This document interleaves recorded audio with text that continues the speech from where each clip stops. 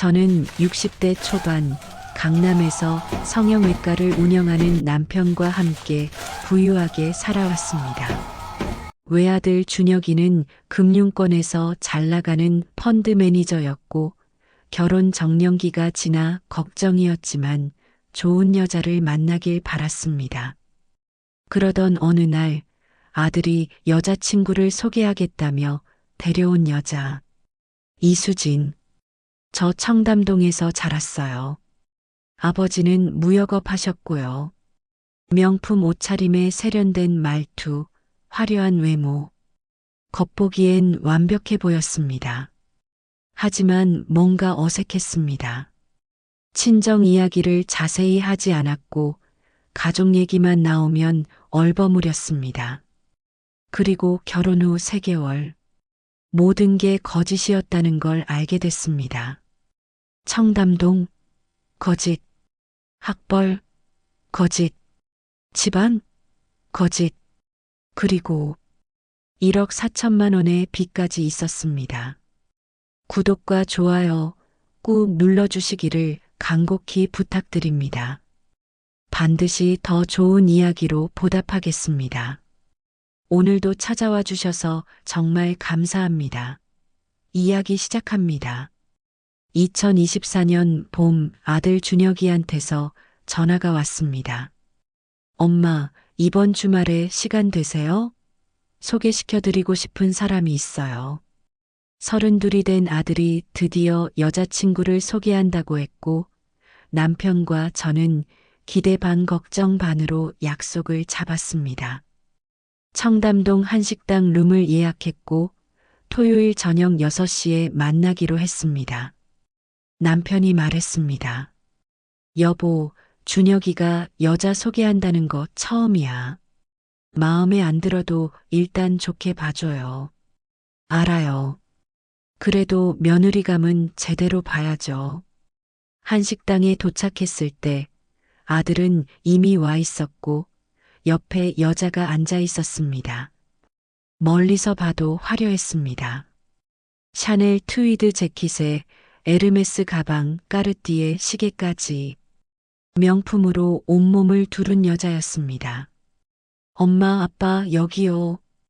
아들이 손을 흔들었고 우리 부부는 자리에 앉았습니다. 여자가 일어나서 인사했습니다. 어머님, 아버님, 처음 뵙겠습니다. 이수진이라고 합니다. 목소리는 부드러웠고 말투는 세련됐습니다. 얼굴은 확실히 예뻤습니다. 성형은 한 것 같았지만 자연스럽게 자란 편이었습니다. 어서 오세요. 앉아요. 자리에 앉아서 음식을 주문했고 대화가 시작됐습니다. 남편이 물었습니다. 수진 씨는 어디 사세요? 청담동이요. 저희 집이 청담동이에요. 청담동.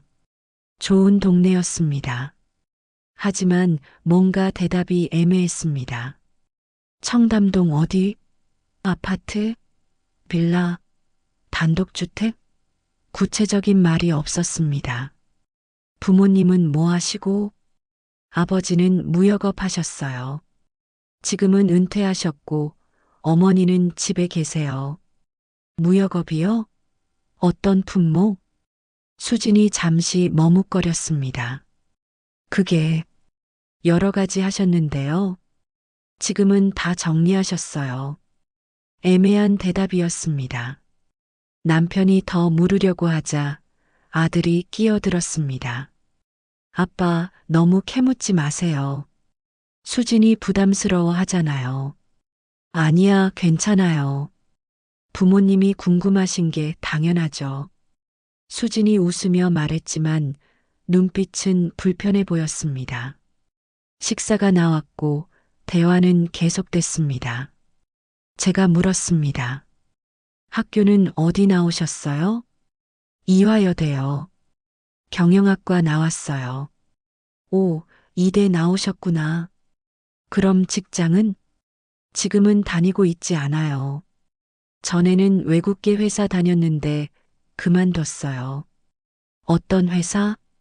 그게 작은 회사라 잘 모르실 거예요. 또 애매한 대답이었습니다. 뭔가 숨기는 것 같았습니다. 남편이 아들한테 물었습니다. 준혁아, 너희 언제부터 만났어? 6개월 됐어요, 아빠. 6개월이면 꽤 됐네. 수진 씨 부모님도 만나봤어? 아들이 잠시 머뭇거렸습니다. 아직은 안 만나봤어요. 곧 만날 거예요. 이상했습니다. 6개월이나 만났으면 친정 부모도 만나봤어야 하는데 식사가 끝나고 디저트가 나왔습니다. 수진이 말했습니다. 어머님, 아버님, 준혁이한테 정말 잘해주세요. 제가 준혁이 많이 좋아해요. 웃는 얼굴은 예뻤지만 왠지 모르게 진심이 느껴지지 않았습니다. 계산된 미소 같았습니다. 식당을 나와서 차에 타자마자 남편이 말했습니다. 뭔가 이상하지 않아? 저도 그 생각했어요.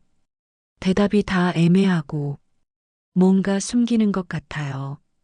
청담동에 산다는데 구체적인 주소도 안 말하고 아버지가 무역업 한다는데 뭐 하는지도 모호하고 우리 부부는 불안했습니다. 일주일 후 아들이 집으로 찾아왔습니다. 저녁 식사를 하는데 아들이 조심스럽게 말을 꺼냈습니다. 엄마, 아빠, 저 수진이랑 결혼하고 싶어요. 남편의 젓가락이 멈췄고 제 심장도 덩달아 멈춘 것 같았습니다. 뭐, 결혼? 네, 저희 진지하게 만나고 있고 수진이도 저랑 결혼하고 싶어 해요. 남편이 젓가락을 내려놓으며 말했습니다. 준혁아, 너 그 여자 제대로 알고 하는 거야? 무슨 말씀이세요? 한번 만나봤는데 뭔가 이상하더라. 대답도 애매하고 집안 얘기도 제대로 안 하고 아들이 인상을 찌푸렸습니다. 아빠는 수진이를 한번 봤다고 뭘 안다고 그래요? 저는 6개월 동안 만났어요. 제가 말했습니다. 준혁아, 엄마도 아빠 말에 동의해. 뭔가 숨기는 게 있는 것 같아. 청담동에 산다는데 주소도 애매하고 아버지가 무역업 한다는데 구체적인 얘기가 없고 엄마도요? 엄마는 수진이를 몰라요. 수진이는 착하고 예의 바르고 저한테 잘해줘요. 겉모습만 보지 마. 결혼은 신중해야 해.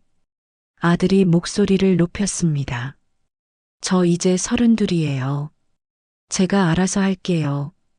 엄마 아빠는 제 선택을 믿어주세요. 남편이 단호하게 말했습니다. 안 돼. 아빠는 반대야. 그 여자 뭔가 수상해. 아빠, 준혁아, 아빠 말 들어. 결혼은 평생 가는 거야. 확인도 안 하고 덜컥 할 일이 아니야. 아들이 화가 난 표정으로 일어났습니다. 저 집 갈게요. 더 이상 얘기해봤자 소용없을 것 같네요. 준혁아. 아들은 현관문을 쾅 닫고 나갔고 거실엔 우리 부부만 남았습니다. 남편이 한숨을 쉬었습니다. 어떻게 하지? 저 녀석 완전히 눈이 멀었어. 일단 시간을 두고 지켜보는 수밖에. 며칠 후 아들 친구 민수가 남편한테 전화했습니다. 민수는 준혁이와 대학 동기였고 금융권에서 같이 일하는 동료였습니다. 원장님, 저 민수예요. 준혁이 형 결혼 얘기 들으셨죠? 응, 들었어. 민수, 너도 그 여자 만나봤어? 네, 한번 봤는데요. 원장님, 솔직히 말씀드리면 저도 별로예요. 너도? 네, 뭔가 이상해요. 준혁이 형한테는 착한 척 하는데 우리 친구들한테는 관심도 없고 그리고 돈 얘기를 자꾸 해요. 준혁이 형이 연봉이 얼마나 되냐, 집은 어디 사냐, 부모님이 뭐 하시냐. 계속 물어봐요. 가슴이 철렁했습니다. 그래, 그럼 너희 친구들도 다 그렇게 생각해? 네, 저희가 준혁이 형한테 말렸어요. 그 여자 조심하라고. 근데 형이 안 들어요. 오히려 저희한테 화내고. 그래, 알았어. 얘기해줘서 고마워. 전화를 끊고 남편이 저한테 말했습니다. 여보, 준혁이 친구들도 다 반대한대. 그 여자가 돈 얘기를 자꾸 한대. 역시 제 눈이 틀리지 않았어요. 우리는 다시 아들을 불렀습니다. 아들은 짜증 섞인 목소리로 말했습니다. 엄마, 또 뭐예요? 수진이 얘기하려고요? 준혁아, 친구들도 다 말린다며? 민수가 전화했어. 아들 얼굴이 굳었습니다. 민수가 뭐래요? 수진 씨가 돈 얘기를 자꾸 한대. 연봉 얼마냐? 집 어디 사냐? 그게 뭐 어때서요? 궁금할 수도 있죠. 결혼 생각하는데 당연히 물어볼 수 있는 거 아니에요? 아들아, 정상적인 여자는 그런 거 먼저 안 물어봐. 사랑한다면서 돈부터 따지는 게 말이 돼? 엄마는 수진이를 너무 나쁘게만 봐요. 친구들도 편견이 있는 거예요. 편견이 아니야. 다들 내 걱정돼서 하는 말이야. 아들이 단호하게 말했습니다. 저 수진이랑 결혼할 거예요. 엄마 아빠가 반대하시면 저 혼자서라도 할 거예요. 준혁아, 수진이는 좋은 사람이에요. 엄마 아빠가 오해하시는 거예요. 나중에 보시면 알 거예요. 아들은 다시 집을 나갔고 우리는 막을 수가 없었습니다. 한 달이 지났고 아들은 결혼을 강행하겠다고 했습니다. 엄마, 다음 주에 수진이 집에 가볼게요. 부모님도 같이 가시죠. 그래, 알았어. 친정 부모님도 만나봐야지. 드디어 며느리 집을 가게 됐고 우리 부부는 긴장했습니다.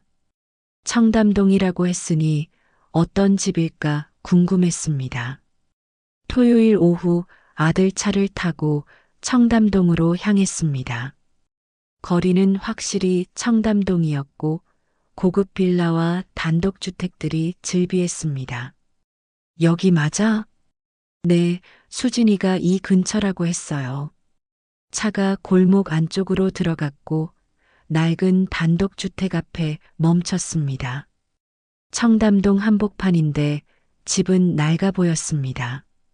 여기야? 네, 수진이 고모 집이래요.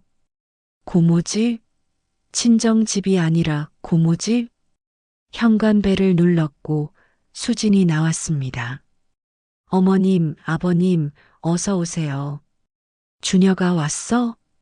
집 안으로 들어가니 좁았습니다. 거실은 10평도 안 돼 보였고 가구도 오래됐습니다. 청담동의 고급스러움과는 거리가 먼 집이었습니다. 거실에 중년 여자가 앉아 있었고 수진이 소개했습니다. 고모예요. 고모, 인사드려요. 어서 오세요. 앉으세요. 고모는 수수한 차림이었고 피곤한 얼굴이었습니다. 우리가 앉자 수진이 말했습니다. 부모님은 위에 계세요. 제가 모셔올게요. 수진이 좁은 계단을 올라갔고 우리는 고모와 어색하게 앉아 있었습니다. 수진이가 여기 사나 봐요? 고모가 난처한 표정으로 대답했습니다. 네. 수진이 아버지가 사업 실패하셔서 몇 년 전부터 저희 집에서 함께 살고 있어요. 아, 잠시 후 수진이 부모를 데리고 내려왔습니다. 50대로 보이는 부부였는데 옷차림이 초라했고 얼굴엔 생기가 없었습니다. 처음 뵙겠습니다. 수진이 아버지 이철수입니다. 어서 오세요. 우리는 악수를 했고 자리에 앉았습니다. 분위기가 무겁게 가라앉았습니다. 남편이 조심스럽게 물었습니다. 사돈께서 무역업 하신다고 들었는데 수진 아버지가 고개를 떨구며 말했습니다. 그게 옛날 얘기고요. 5년 전에 사업 실패해서 다 날렸습니다. 아, 중국 쪽이랑 거래하다가 사기를 당했어요. 5억이 넘는 돈을 날렸고 빚만 남았습니다. 집도 날아가고 차도 날아가고 이제 고모 신세만 지고 있습니다. 고모가 한숨을 쉬며 말했습니다. 몇 년 전부터 우리 집에서 같이 살고 있어요. 제가 할 수 있는 게 이것밖에. 수진 어머니가 눈물을 글썽이며 말했습니다. 죄송합니다. 이런 형편인데 따님 아들분이랑 정말 죄송합니다. 가슴이 답답했습니다. 청담동에 산다고 했는데 고모 집에 얹혀 사는 신세였습니다. 수진이는 어디서 자요? 수진이 조심스럽게 말했습니다. 위에 다락방이 있어요. 거기서 부모님이랑 같이 자요. 다락방? 네. 좁지만 괜찮아요. 남편과 제 눈이 마주쳤습니다. 다락방에서 부모랑 같이. 이게 청담동에서 자랐다는 여자의 실체였습니다. 아들이 수진 손을 잡으며 말했습니다. 괜찮아요. 저희 결혼하면 제가 다 책임질게요. 수진이 눈물을 흘렸습니다. 준혁아, 고마워. 수진 아버지가 아들한테 말했습니다. 사위 될 분 정말 죄송합니다. 제가 무능해서 딸한테 이런 고생을 시키고 딸 잘 부탁드립니다. 걱정 마세요, 장인어른. 제가 수진이 행복하게 해줄게요. 집을 나와서 차에 타자마자 남편이 말했습니다. 여보, 이거 심각한데. 그러게요. 청담동에 산다고 해서 부자인 줄 알았더니 고모 집 다락방에 얹혀 사는 거잖아. 그것도 가족이 다 같이. 제가 말했습니다. 근데 수진이가 명품을 그렇게 많이 입고 다니던데 그 돈은 어디서 났을까요? 그러게. 가족이 저런 형편인데. 아들이 뒷좌석에서 말했습니다. 엄마, 아빠, 이제 아시겠어요? 수진이가 얼마나 힘들게 살았는지. 그런데도 밝게 웃으면서 저한테 잘해줘요. 저 수진이 꼭 행복하게 해줄 거예요. 남편이 한숨을 쉬었습니다. 준혁아, 아빠는 솔직히 마음이 안 놓여. 왜요? 결혼은 사랑만으로 되는 게 아니야. 집안 배경도 중요하고 경제적인 부분도 중요해. 아빠는 그런 게 중요해요? 저는 수진이가 좋아요. 수진이 과거는 상관없어요. 아들은 오히려 동정심이 생긴 것 같았습니다. 불쌍한 환경에서 자란 수진이를 더 감싸 안고 싶어 하는 것 같았습니다. 우리 부부는 더 이상 아무 말도 할 수 없었습니다. 그로부터 석 달 후 결혼식 날이 왔습니다. 아들이 결혼을 강행했고 우리는 막을 수 없었습니다. 남편과 저는 마음이 무겁게 가라앉았지만 겉으로는 웃으며 하객들을 맞이했습니다. 결혼식장은 강남 유명 웨딩홀이었고 오후 2시 예식이었습니다. 우리 쪽 하객들이 속속 도착했습니다. 남편 병원 직원들, 제 친구들, 친척들, 아들 회사 동료들. 신랑 측 하객석은 금방 가득 찼습니다. 하지만 신부 측은 달랐습니다. 식이 시작되기 30분 전인데도 신부 측 하객석은 텅 비어 있었습니다. 고모 내외 둘, 그리고 수진 부모님 둘, 4명뿐이었습니다. 남편이 제 귀에 속삭였습니다. 여보, 신부 측 사람들이 너무 없는데. 저도 그게 신경 쓰여요. 하객들도 수군거리기 시작했습니다. 신랑 측은 100명이 넘게 왔는데 신부 측은 4명. 너무나 대조적이었습니다. 웨딩 플래너가 다가와서 조심스럽게 물었습니다. 사모님, 신부 측 하객분들이 더 오실까요? 글쎄요. 저도 잘 모르겠어요. 지금 신부 측이 4분밖에 안 계셔서 좀 어색할 것 같은데요. 제가 수진이를 찾았습니다. 신부 대기실에 있었고 드레스를 입고 화장을 하고 있었습니다. 수진아, 친정 하객분들이 더 오시나? 수진이 어색하게 웃으며 말했습니다. 아, 그게 친척들이 멀리 사셔서 못 오신대요. 다들 못 와? 네.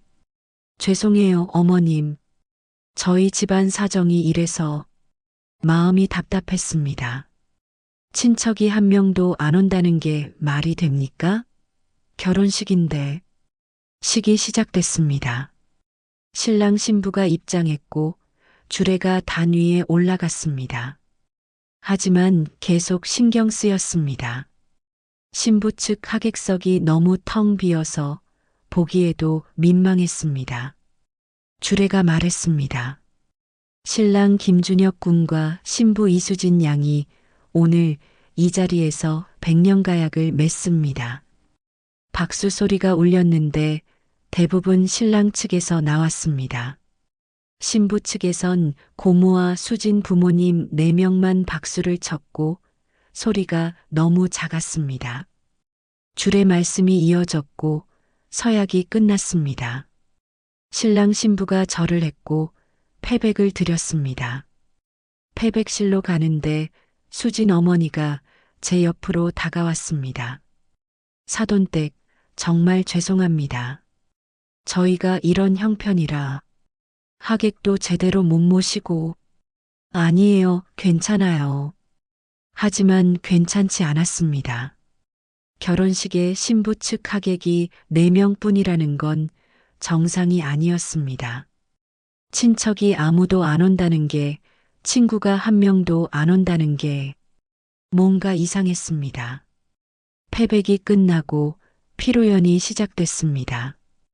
우리 쪽 하객들이 축의금을 내고 식사를 했지만 신부 측 테이블은 4명만 앉아 있었고 텅 비어 보였습니다. 남편 친구 한 분이 다가와서 말했습니다. 자네 며느리 집안이 좀 어려운가 보네. 네.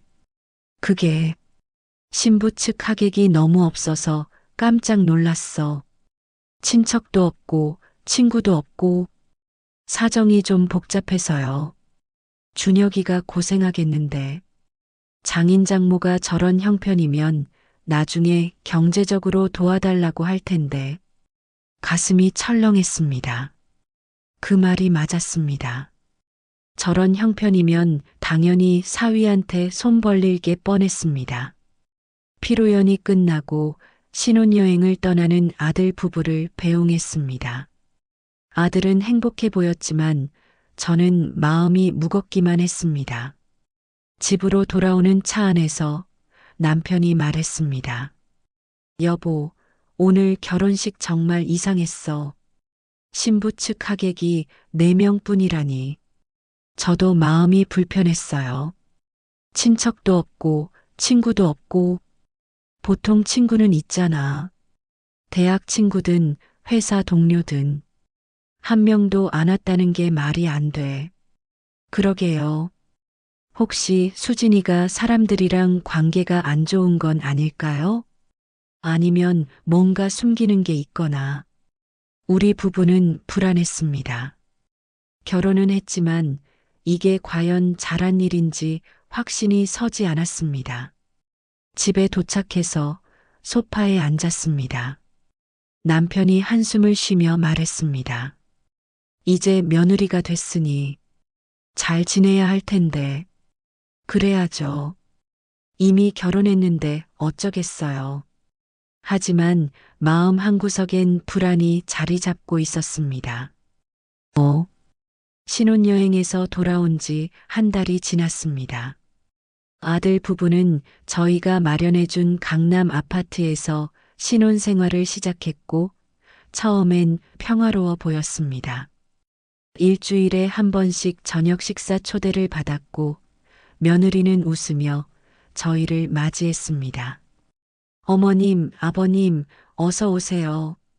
하지만 한 달이 지나면서 이상한 점들이 보이기 시작했습니다. 어느 토요일 저녁 아들 집에 갔을 때였습니다.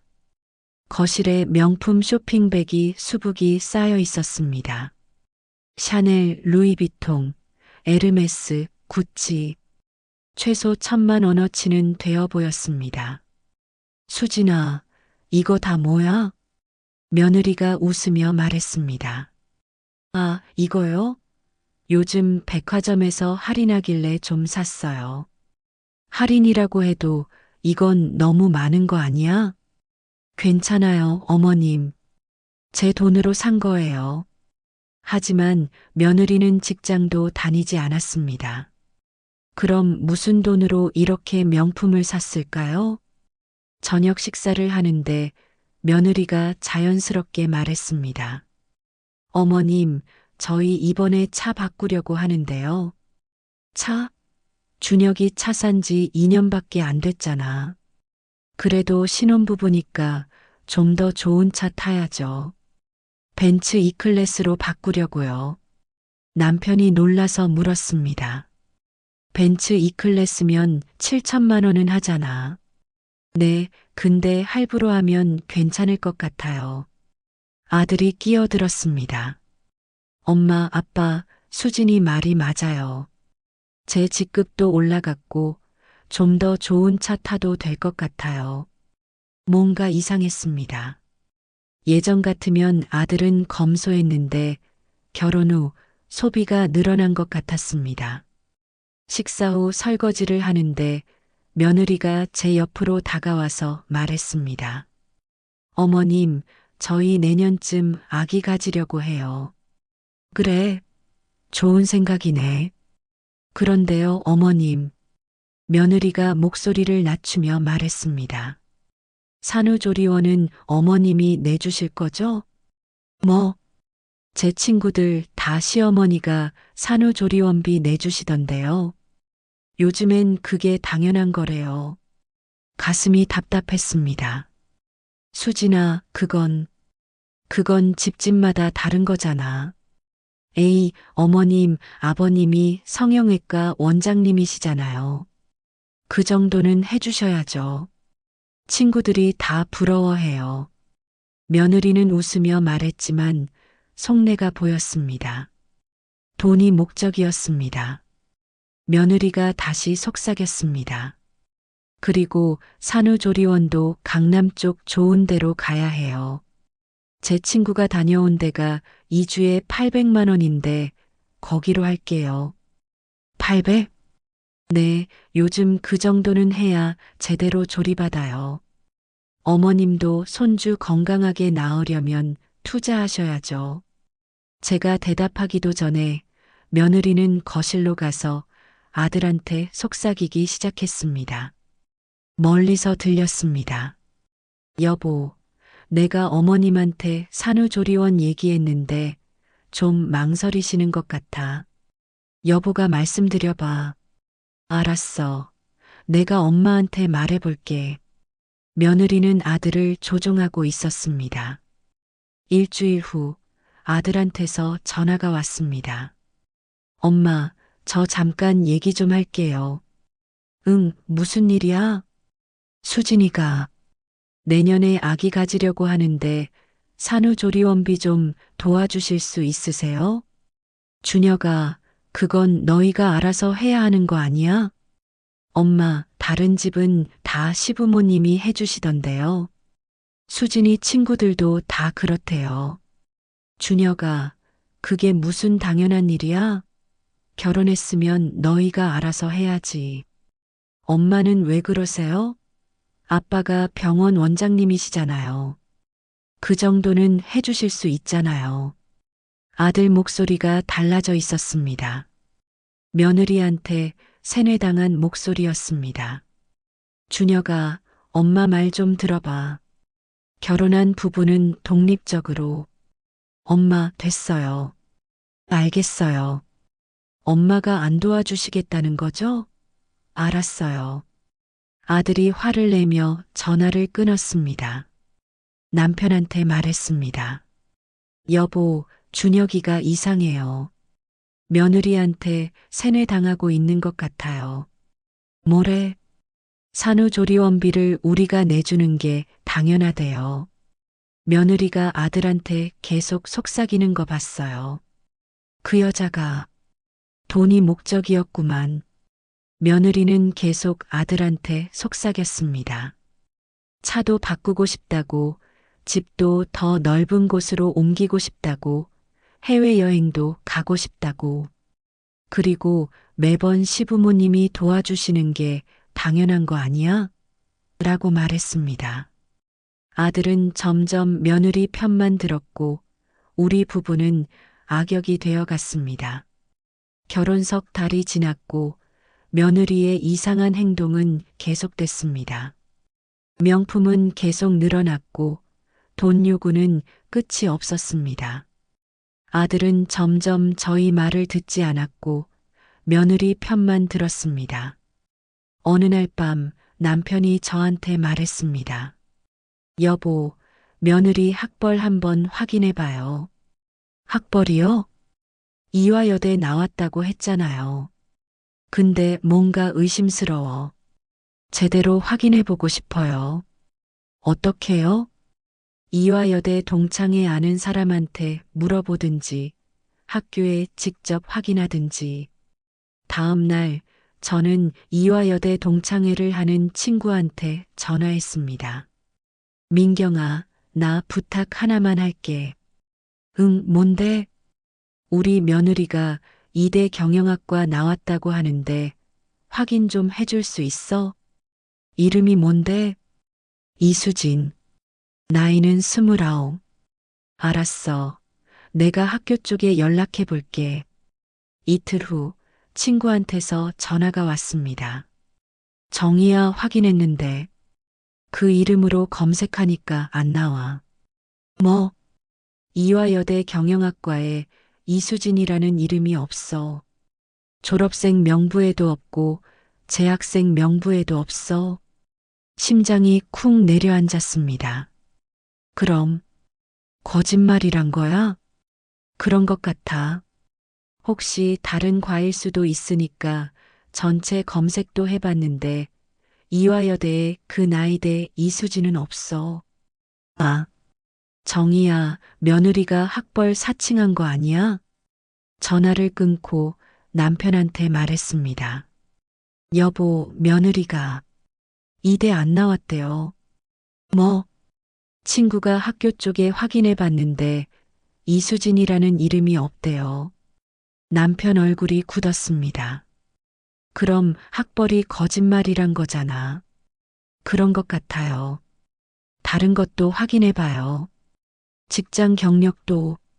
며느리는 외국계 회사에 다녔다고 했습니다. 하지만 회사 이름을 정확히 말하지 않았고 항상 작은 회사라 잘 모르실 거예요 라고 얼버무렸습니다. 저는 아들 친구 민수한테 전화했습니다. 민수는 헤드헌터 회사를 다녔고 사람 경력 조회를 할 수 있었습니다. 민수야, 나 부탁 하나만 할게. 네, 어머니. 무슨 일이세요? 수진이 경력 좀 알아봐 줄 수 있어? 형수님이요? 무슨 일 있으세요? 그냥 확인 좀 하고 싶어서. 알겠습니다. 제가 알아볼게요. 사흘 후 민수한테서 연락이 왔습니다. 어머니 확인했는데요. 형수님 경력이 이상해요. 뭐가? 국민연금 가입 내역을 보니까 정규직으로 다닌 적이 없어요. 알바나 프리랜서로만 몇 군데 다녔고요. 외국계 회사는 그런 거 없어요. 대부분 카페 알바, 옷가게 알바, 이런 거예요. 가슴이 무너졌습니다. 학력은? 학력도 조회해 봤는데 지방 전문대 중퇴로 나와요. 경기도에 있는 전문대학교인데 2년 다니다 그만뒀대요. 전문대 중퇴? 네. 어머니, 혹시 형수님이 이대 나왔다고 하셨어요? 응, 그렇게 말했어. 그건 거짓말이에요. 전문대 중퇴가 맞아요. 전화를 끊고 남편한테 모든 걸 말했습니다. 여보, 며느리가 학벌도 거짓, 경력도 거짓이에요. 뭐, 이대 졸업이 아니라 전문대 중퇴래요. 외국계 회사도 거짓이고 카페 알바나 옷가게 알바만 했대요. 남편이 소파에 주저앉았습니다. 세상에. 그럼 우리 아들을 완전히 속인 거잖아. 그렇죠. 집안 배경도 거짓, 학벌도 거짓, 경력도 거짓. 모든 게 거짓이에요. 아들한테 당장 말해야 해. 우리는 아들을 불렀습니다. 아들이 며느리 없이 혼자 왔고 거실에 앉았습니다. 엄마, 무슨 일이세요? 남편이 조사한 자료를 내밀었습니다. 준혁아, 이거 봐. 이게 뭔데요? 수진이 학력 조회 결과야. 이화여대 졸업이 아니야. 전문대 중퇴야. 아들 얼굴이 굳었습니다. 뭐? 뭐라고요? 그리고 직장 경력도 거짓이야. 외국계 회사 다닌 적 없어. 카페 알바나 옷가게 알바만 했대. 이게, 이게 무슨, 제가 말했습니다. 준혁아, 수진이가 너한테 거짓말한 거야. 집안 배경도 거짓, 학벌도 거짓, 경력도 거짓. 모든 게 거짓이야. 아들이 고개를 저었습니다. 아니야. 이건 뭔가 오해일 거예요. 오해가 아니야. 증거가 다 여기 있잖아. 엄마가 며느리 조사한 거예요? 어떻게 그럴 수 있어요? 준혁아, 이게 지금 중요한 게 아니잖아. 수진이가 너한테 거짓말한 게 문제지. 아들이 벌떡 일어났습니다. 엄마는 왜 이래요? 수진이를 왜 이렇게 못 살게 구는 거예요? 학벌이 뭐가 중요해요? 저는 수진이가 좋으니까 결혼한 거예요. 준혁아, 수진이가 어려운 환경에서 자랐으니까 거짓말할 수도 있는 거잖아요. 이해해줘야죠. 남편이 소리쳤습니다. 이해? 거짓말을 이해하라고? 결혼 사기야, 이건. 아빠도 그래요. 수진이는 저한테 잘해줘요. 학벌이 좀 어때서요? 준혁아, 정신 차려. 하지만 아들은 듣지 않았습니다. 저 집 갈게요. 더 이상 얘기 안 할래요. 엄마 아빠는 수진이를 너무 미워하세요. 아들은 문을 쾅 닫고 나갔습니다. 우리 부부는 망연자실했습니다. 그날 저녁 남편과 저는 집에서 저녁을 먹고 있었습니다. 아들과의 관계는 최악이었고 며느리 문제로 매일 속이 타들어갔습니다. 남편이 한숨을 쉬며 말했습니다. 여보, 준혁이가 정신을 차려야 할 텐데. 그러게요. 며느리한테 완전히 세뇌당한 것 같아요. 그때였습니다. 초인종이 울렸습니다. 누구지? 인터폰 화면을 보니 낯선 남자 3명이 서 있었습니다. 정장 차림이었지만 분위기가 심상치 않았습니다. 누구세요? 이수진 씨 계시죠? 문 좀 열어주세요. 수진이요? 여긴 시댁인데. 알아요. 그래도 문 열어주세요. 급한 일이에요. 남편과 눈이 마주쳤습니다. 뭔가 이상했지만 문을 열었습니다. 현관문을 열자마자 세 남자가 안으로 들어왔습니다. 40대로 보이는 남자가 말했습니다. 이수진 씨 여기 살죠? 어디 있어요? 누구신데 그러세요? 우리 며느리가 무슨, 저희 대부업체 직원들이에요. 이수진 씨가 돈 빌려가고 연락이 안 돼서 왔습니다. 심장이 철렁했습니다. 대부업체요? 무슨 말씀이세요? 남자가 서류 뭉치를 꺼냈습니다. 이수진 씨가 저희한테 3천만 원 빌려갔어요. 작년 8월에. 근데 원금은 하나도 안 갚고 이자만 몇 번 내다가 석 달째 연락 두절이에요. 3천만 원? 옆에 있던 다른 남자도 서류를 꺼냈습니다. 저희는 다른 대부업체인데요. 이수진 씨가 저희한테 2,500 빌려갔어요. 역시 연락 안 돼요. 세 번째 남자도 말했습니다. 저희 업체는 4천만 원입니다. 작년 9월에 빌려갔고요. 머리가 어지러웠습니다. 3천, 2,500, 4천. 그것만 해도 9,500만 원이었습니다. 남편이 물었습니다. 그게 전부예요? 아니요, 저희가 아는 것만 그래요. 아마 다른 대부업체도 있을 거고 카드론이랑 현금 서비스도 엄청 끌어다 썼을 겁니다. 얼마나 되는데요? 저희가 대부업체 쪽 사람들한테 물어보니까 총 1억 4천만 원쯤 되는 것 같더라고요. 1억 4천? 숨이 막혔습니다. 1억 4천만 원의 빚이라니. 남편이 소리쳤습니다. 그게 무슨 말이야? 우리 며느리가 왜 그런 빚이 있어? 사모님, 여기 차용증 있어요. 이수진 본인 서명이고 신분증 사본도 여기 있고요. 서류를 보니 정말 며느리 이름이 또렷했습니다.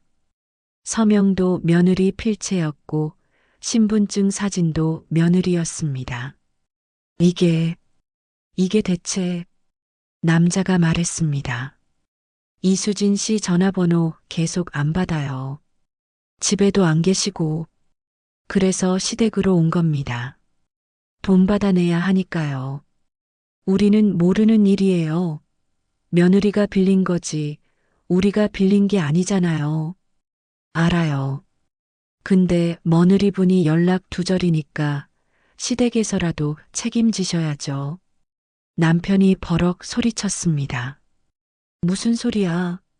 며느리 빚을 우리가 왜 갚아? 그럼 며느리분 데려오세요. 얘기 좀 해야겠어요. 제가 떨리는 손으로 아들한테 전화했습니다. 준혁아, 지금 당장 집에 와. 수진이랑 같이. 엄마, 무슨 일이에요? 말하지 말고 당장 와. 30분 후 아들이 며느리와 함께 왔습니다. 현관문을 열자마자 며느리 얼굴이 하얗게 질렸습니다. 어떻게? 빚쟁이 중 한 명이 다가갔습니다. 이수진 씨 연락 왜 안 받았어요? 우리 몇 달째 찾아다녔는데. 며느리가 뒤로 물러났습니다. 저는 돈 언제 갚을 건데요? 원금은 하나도 안 갚고 이자만 몇 번 내다가 석 달째 잠적이잖아요. 아들이 놀라서 물었습니다. 무슨 소리야? 수진아, 이게 무슨 일이야? 며느리가 울기 시작했습니다. 준혁아, 미안해. 남자가 서류를 아들한테 내밀었습니다. 여기 차용증이요. 부인이 대부업체 세 군데서 9,500 빌려갔어요.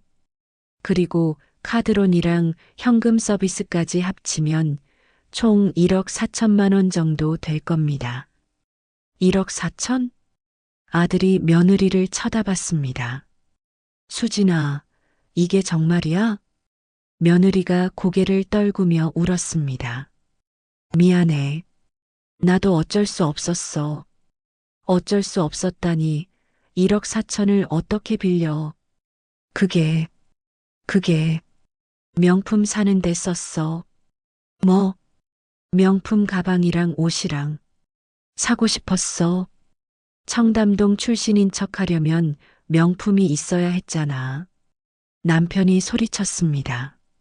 명품 사려고 1억 4천을 빌렸다고? 정신이 있어, 없어. 며느리가 바닥에 주저앉았습니다. 죄송해요. 죄송해요. 빚쟁이가 말했습니다. 사과는 나중에 하시고 일단 돈부터 갚으세요. 원금 9,500에 이자까지 합치면 지금 1억 1천 정도 돼요. 아들이 고개를 감싸쥐었습니다. 1억 1천. 내가 어떻게... 남자가 말했습니다. 그럼 시부모님이 도와주셔야죠. 며느리가 이렇게 됐는데 남편이 단호하게 말했습니다. 안 돼. 한 푼도 안 줘. 이건 며느리가 알아서 해야 할 일이야. 며느리가 울며 매달렸습니다. 어머님, 아버님, 제발이요. 도와주세요. 하지만 우리는 고개를 저었습니다. 빚쟁이 중 한 명이 비웃으며 말했습니다. 그나저나 이수진 씨 참 대단하더라. 우리가 조사해 보니까 재미있는 게 나오던데? 며느리 얼굴이 더 하얗게 질렸습니다. 뭐가요? 이수진 씨 결혼 사기 전과 있지? 그 말에 거실이 얼어붙었습니다. 전과? 남자가 서류를 한 장 더 꺼냈습니다. 이수진 씨가 이번이 처음이 아니에요. 2년 전에도 비슷한 일이 있었어요. 무슨... 강남에 사는 30대 회사원이랑 약혼까지 했었죠? 그 남자도 금융권 다니는 사람이었고 집안도 괜찮았고 근데 약혼 후에 갑자기 돈을 빌려달라고 했대요. 사업한다고. 그래서 그 남자가 3천만 원을 빌려줬는데 이수진 씨가 돈 받자마자 잠적했대요. 아들이 며느리를 쳐다봤습니다. 수진아, 이게 정말이야? 며느리가 고개를 저었습니다. 아니야. 그건 오해야. 오해? 남자가 비웃었습니다. 그 남자가 경찰에 고소했어요. 사기죄로. 근데 이수진 씨가 돈 갚고 합의해서 무마됐죠. 그게 2년 전 일이에요. 남편이 소리쳤습니다. 그럼 우리 아들도 속인 거잖아. 다른 빚쟁이가 말했습니다. 그것만이 아니에요. 우리가 알아보니까 그 전에도 한두 명 더 있었던 것 같던데요. 다 비슷한 수법이에요. 부유한 남자 찾아서 접근하고 청담동 출신인 척하고 학벌 사칭하고 그러다 결혼하거나 약혼하고 돈 뜯어내는 거죠. 제가 물었습니다. 그럼 우리 아들도 처음부터 목표였단 거예요? 당연하죠. 성형외과 원장 아들의 금융권 다니는 펀드 매니저면 딱 좋은 타겟이잖아요. 며느리가 바닥에 엎드려 울었습니다. 아니에요. 아니에요. 저는 진짜 준혁이를 사랑해요. 아들이 냉정하게 말했습니다. 사랑? 지금 그 말이 나와? 준혁아, 믿어줘. 처음엔 그럴 생각이었을지 몰라도 지금은 진짜 사랑해. 닥쳐. 아들이 처음으로 며느리한테 소리를 질렀습니다. 너 때문에 나 완전히 망신당했어. 엄마 아빠한테도 친구들한테도 다들 너 조심하라고 했는데 나만 바보처럼 믿었어. 며느리가 아들 다리를 붙잡았습니다. 준혁아, 미안해. 제발 한 번만. 아들이 며느리를 밀쳤습니다. 빚쟁이가 말했습니다. 그래서 어떻게 할 건데요? 돈은 언제 갚을 거예요? 아들이 고개를 떨구며 말했습니다. 저도 돈이 없어요. 1억 4천은 제가 감당할 수 있는 금액이 아니에요. 그럼 시부모님이 도와주셔야죠. 남편이 단호하게 말했습니다. 안 된다고 했잖아. 며느리가 저지른 일인데 우리가 왜 책임져? 그럼 어떻게 할 건데요? 돈 안 갚으면 소송 들어가요.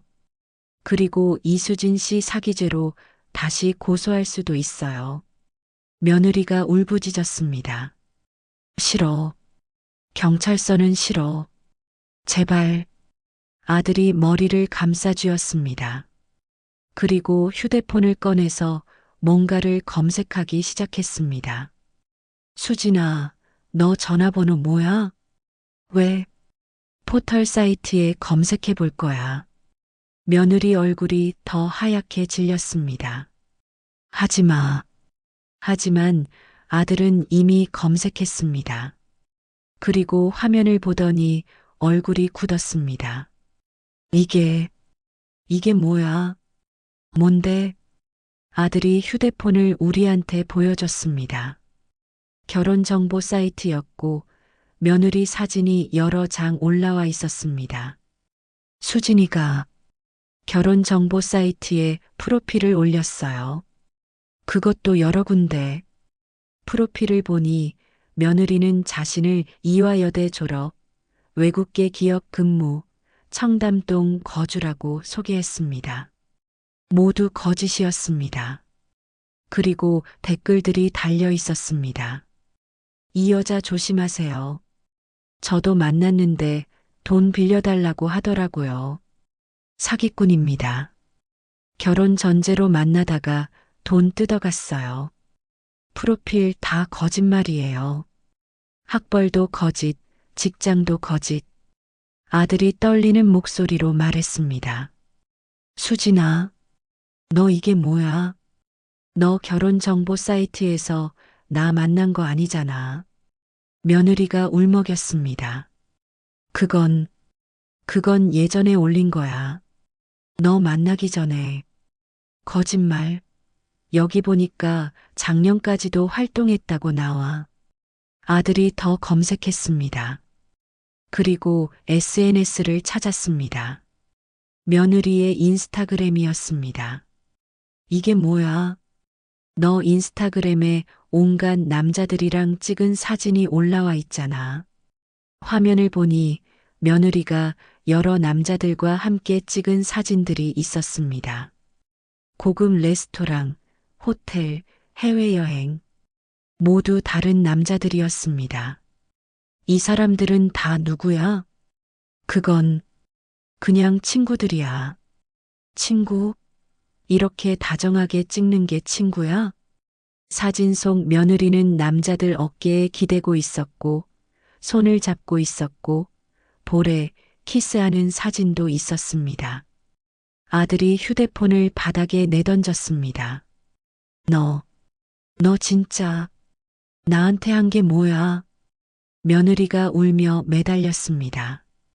준혁아, 그건 다 옛날 일이야. 지금은 너만 생각해. 닥쳐. 거짓말쟁이. 아들이 며느리를 밀쳤고 며느리는 바닥에 넘어졌습니다. 남편이 빚쟁이들한테 말했습니다. 이제 가보세요. 우리는 한 푼도 안 줍니다. 며느리가 알아서 해야 할 일이에요. 정말 안 도와주실 거예요? 네, 안 도와줍니다. 빚쟁이들이 며느리를 쳐다봤습니다. 이수진 씨, 그럼 우리가 소송 들어갈 수밖에 없겠네요. 그리고 사기죄로 고소도 할 거예요. 며느리가 바닥에 엎드려 울부짖었습니다. 싫어요. 제발, 제발이요. 하지만 아무도 며느리를 동정하지 않았습니다. 빚쟁이들이 돌아간 후 우리 가족은 거실에 남았습니다. 며느리는 바닥에 주저앉아 울고 있었고 아들은 소파에 앉아 허공을 바라보고 있었습니다. 남편과 저는 서 있었습니다. 남편이 단호하게 말했습니다. 준혁아, 이혼해. 아들이 고개를 끄덕였습니다. 네, 알겠어요. 며느리가 비명을 질렀습니다. 안 돼. 이혼은 안 돼. 준혁아, 나 사랑한다고 했잖아. 닥쳐. 사랑? 내가 뭘 알아. 준혁아, 제발. 한 번만 용서해줘. 아들이 차갑게 말했습니다. 수진아, 이혼 서류 내일 작성할 거야. 협의 이혼 해줄 테니까 조용히 나가줘. 싫어. 나 안 나가. 이혼 안 해. 그럼 재판 이혼할 거야. 내 사기 행각 다 법원에 제출하고 위자료 청구할 거야. 며느리 얼굴이 하얗게 질렸습니다. 재판은 안 돼. 그럼 조용히 협의 이혼해. 하지만 며느리는 협의 이혼을 거부했습니다. 버티면 아들이 마음을 바꿀 거라고 생각한 것 같았습니다. 일주일 후 우리는 변호사를 선임했습니다.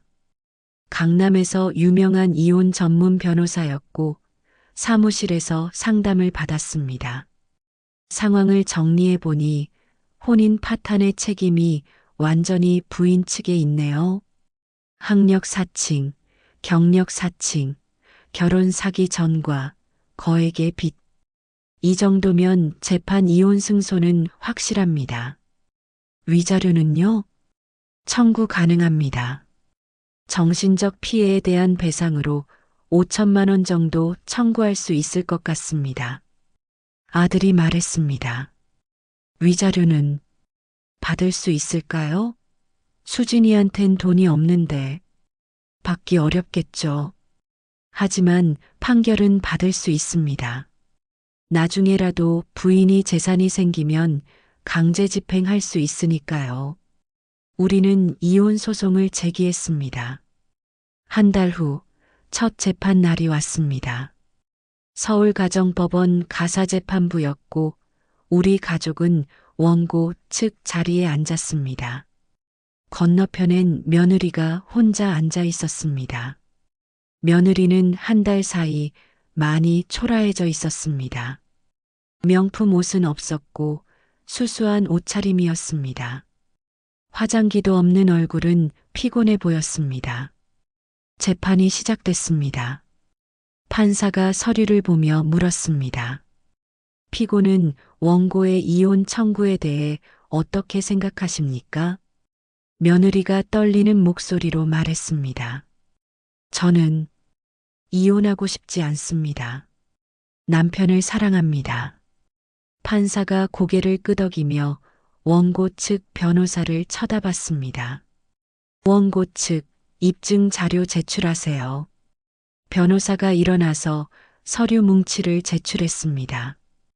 재판장님, 원고는 피고의 다음과 같은 사기 행위로 인해 혼인 관계가 파탄에 이르렀습니다. 변호사가 하나씩 설명했습니다. 첫째, 피고는 이화여대 졸업이라고 사칭했으나 실제로는 지방 전문대 중퇴입니다. 여기 학력 조회 결과가 있습니다. 서류를 제출했습니다. 둘째, 피고는 외국계 기업 근무 경력이 있다고 사칭했으나 실제로는 카페 알바와 옷가게 알바만 했습니다. 여기 국민연금 가입 내역이 있습니다. 또 서류를 제출했습니다. 셋째, 피고는 청담동 출신이라고 했으나 실제로는 고모집 다락방에 얹혀 살던 신세였습니다. 넷째, 피고는 결혼 전부터 1억 4천만 원이 넘는 빚이 있었으나 이를 원고에게 숨겼습니다. 여기 대부업체 차용증들이 있습니다. 다섯째, 피고는 결혼 전 다른 남성들에게도 동일한 수법으로 접근하여 금전을 편취한 전력이 있습니다. 여기 사기 피해 신고 내역과 합의서가 있습니다. 판사가 서류들을 검토했습니다. 표정이 굳어졌습니다. 피고, 이 내용이 사실입니까? 며느리가 고개를 숙였습니다. 네, 사실입니다. 하지만 저는 남편을 진심으로 사랑합니다. 피고의 사랑이 진심인지는 중요하지 않습니다. 혼인의 기초가 되는 신뢰를 피고가 완전히 파괴했습니다. 판사가 계속 서류를 넘겼습니다. 원고 측 위자료는 얼마를 청구합니까? 5천만 원입니다. 며느리가 소리쳤습니다. 재판장님, 저는 돈이 없어요. 빚만 1억 4천이에요. 피고의 경제 사정은 위자료 산정에 참고하겠습니다. 재판은 1시간 만에 끝났습니다. 판사가 말했습니다. 충분히 심리했으므로 다음 기일에 판결 선고하겠습니다. 한 달 후 판결 선고일이 왔습니다. 판사가 판결문을 읽었습니다. 주문. 원고와 피고는 이혼한다. 피고는 원고에게 위자료로 3천만 원을 지급하라. 이유. 피고는 학력, 경력, 집안 배경을 사칭하여 원고를 기망했고 거액의 빚을 숨긴 채 혼인했으며 결혼 전 다른 남성들에게도 유사한 사기 행위를 한 전력이 있다. 이는 혼인의 본질적 의무인 신뢰를 완전히 파괴한 것으로 혼인 관계를 계속할 수 없다고 판단된다. 며느리가 울부짖었습니다. 안 돼. 안 돼요. 피고의 사기 행위가 중대하므로 이혼 청구를 인용한다. 다만 위자료는 피고의 경제 사정을 고려하여 3천만 원으로 정한다. 판결이 확정됐습니다. 법정을 나오는데 며느리가 아들한테 달려왔습니다. 준혁아, 제발. 한 번만 더. 비켜. 준혁아. 아들이 며느리를 밀쳤습니다. 이제 남남이야. 다시는 내 앞에 나타나지 마. 며느리는 바닥에 주저앉아 울었지만 아무도 돌아보지 않았습니다. 밖으로 나오니 빚쟁이들이 기다리고 있었습니다. 이수진 씨, 이제 돈 갚으셔야죠? 며느리가 비명을 질렀습니다. 돈 없어요. 없다고요. 그럼 법적 조치 들어갑니다. 빚쟁이들이 며느리를 에워쌌고 며느리는 도망치듯 법원을 빠져나갔습니다. 우리 가족은 차에 탔습니다. 아들은 한마디도 하지 않았습니다. 이혼 판결이 확정된 지 석 달이 지났습니다. 아들은 그동안 우리 집에서 지냈습니다. 신혼집 아파트는 정리했고 며느리가 쓰던 물건들은 모두 버렸습니다. 명품 가방들, 명품 옷들, 모두 쓰레기 봉투에 담아서 버렸습니다. 아들은 많이 변했습니다. 말수가 적어졌고 예전처럼 밝게 웃지 않았습니다. 회사도 다니긴 했지만 퇴근하면 방에 들어가서 나오지 않았습니다. 어느 일요일 오후 저는 아들 방문을 두드렸습니다. 준혁아, 나야. 들어가도 돼? 네, 엄마. 방에 들어가니 아들이 침대에 앉아 창밖을 바라보고 있었습니다. 준혁아, 밥은 먹었어? 네, 먹었어요. 옆에 앉았습니다. 한동안 침묵이 흘렀습니다. 준혁아, 엄마한테 할 말 없어? 아들이 고개를 돌렸습니다. 눈이 빨갛게 충혈돼 있었습니다. 엄마, 죄송해요. 왜? 제가 너무 순진했어요.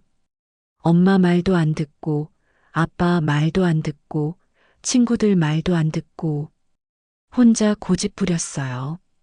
눈물이 흘러내렸습니다. 엄마, 저 정말 바보 같았어요.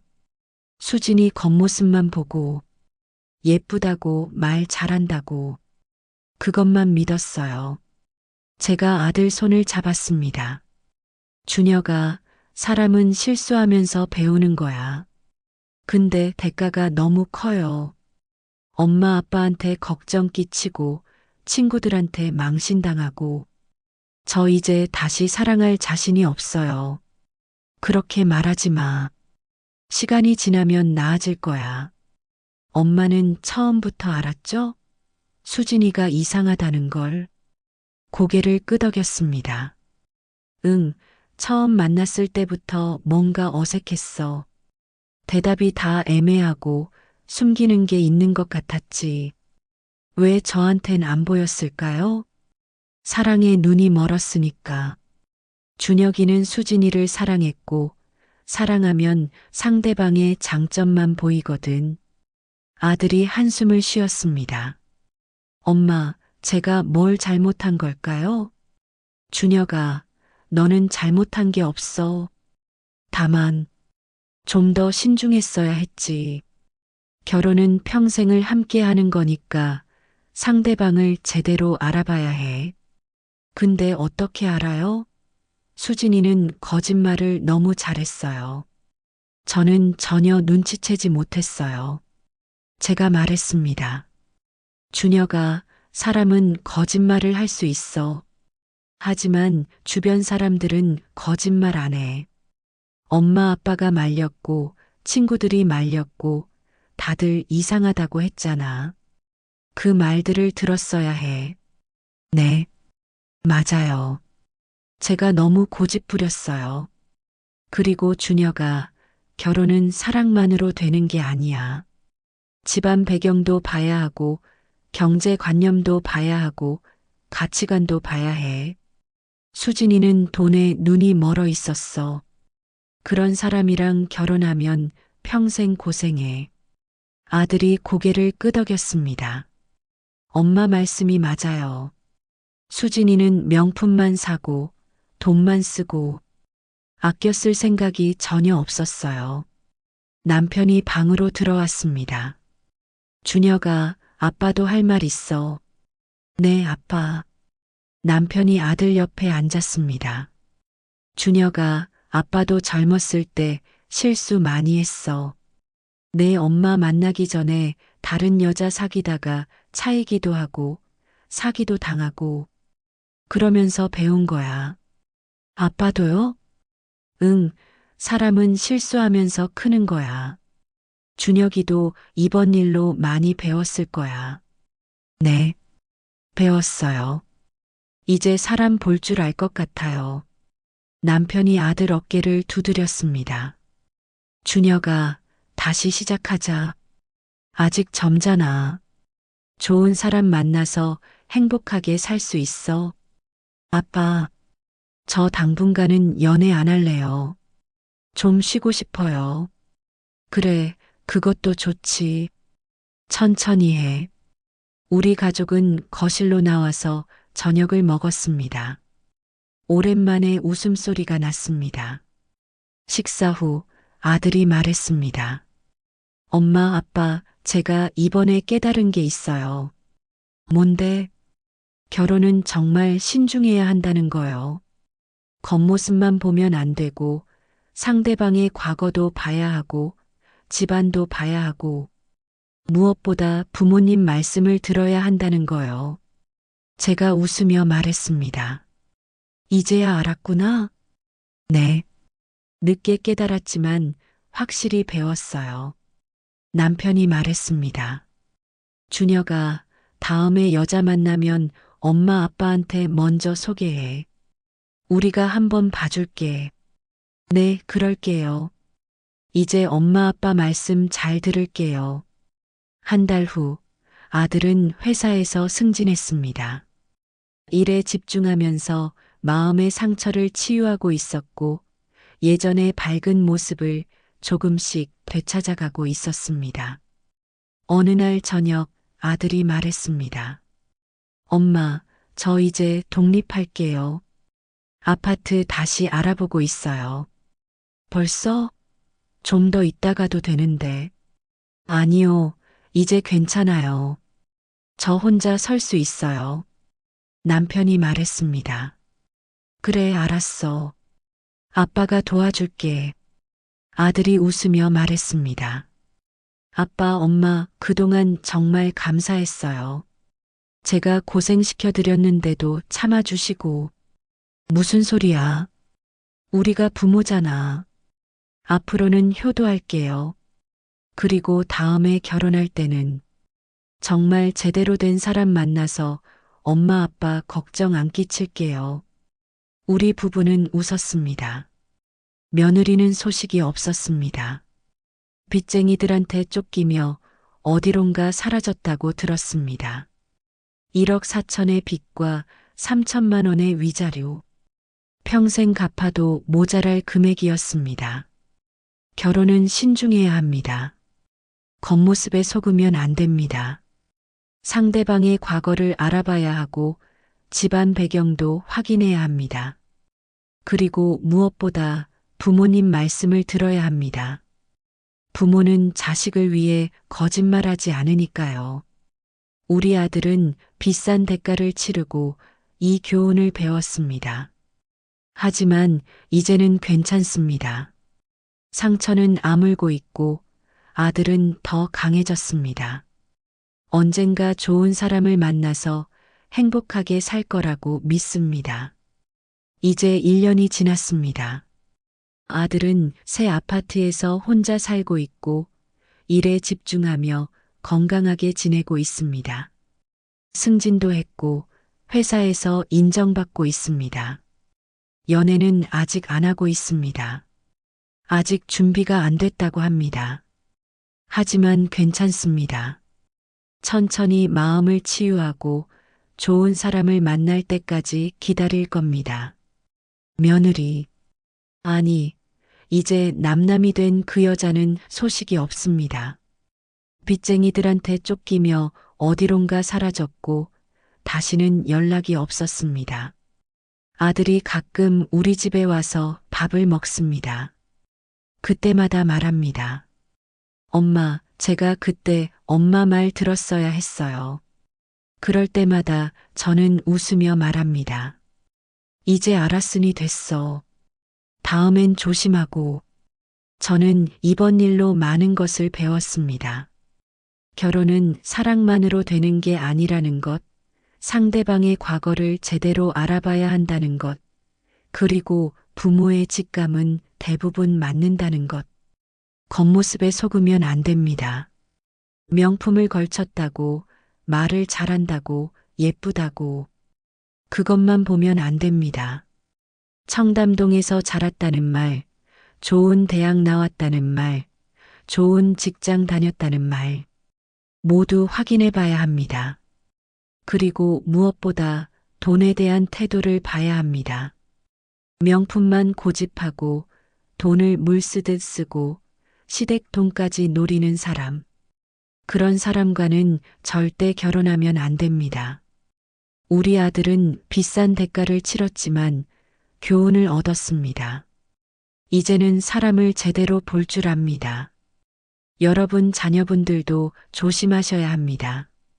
요즘은 학력 사칭, 경력 사칭 너무나 쉽게 합니다. 결혼 정보 사이트에서 거짓 프로필로 접근하는 사람들도 많습니다. 꼭 상대방의 과거를 확인하시고 주변 사람들 말을 들으십시오. 이 이야기가 마음에 남으셨다면 구독과 좋아요 부탁드립니다. 그리고 주변에 결혼 앞둔 자녀가 있으시다면 이 이야기를 꼭 들려주세요. 댓글로 여러분의 경험도 나눠주시면 감사하겠습니다. 함께 조심하고 함께 지켜갑시다. 감사합니다.